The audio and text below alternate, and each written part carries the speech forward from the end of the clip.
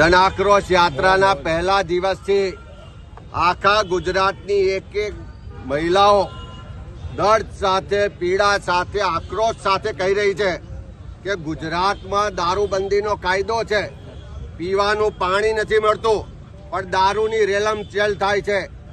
બુટલેગરો દારૂ અને ડ્રગ્સના હપ્તા ગાંધીનગરમાં પહોંચાડે છે. એના કારણે એનો કોઈ વાગ પણ વાંકો કરી શકતા નથી. આજે એક બાજુ સરકાર પાછલા બારણે દારૂબંધીના કાયદાને નબળો પાડી રહી છે. ગિફ્ટ સિટીમાં બીજા કોઈ પણ રાજ્યનો, બીજા કોઈ પણ દેશનો માણસ કોઈ પણ જાતની મંજૂરી વગર દારૂ ખરીદી શકશે, દારૂ પી શકશે, દારૂનું વહન કરી શકશે એવી છૂટ આપે છે. અને બીજી બાજુ આજે તમે જોયું હોય તો દેશના ગૃહમંત્રી અમિત શાહના મતક્ષેત્રમાં સાણંદમાં એક વાહન પલટી ખાય છે. એમાં આખું દારૂની રેલમછેલ થાય છે.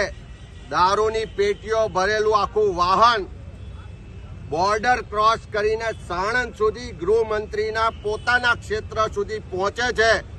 પણ આ ભાજપની ડબલ એન્જિનની સરકારની પોલીસ, એના પેલા સંસ્કારી ગૃહમંત્રીને ખ્યાલ નથી આવતો. જ્યારે વાહન પલટી થાય છે ત્યારે આખી દુનિયા જોવે છે કે ગુજરાતમાં દારૂબંધીનો કાયદો ખાલી કાગળ પર છે. દારૂની રેલમછેલ ગલીએ ગલીએ છે. હપ્તા રાજને કારણે યુવાધન બરબાદ થઈ રહ્યું છે.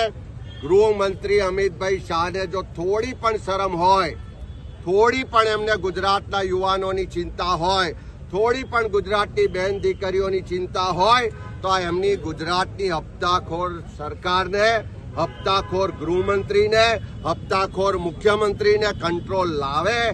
આ દારૂની રેલમછેલ તમારા વિસ્તારમાં આજે આખી દુનિયા જોઈ રહી છે, એને બંધ કરાવે.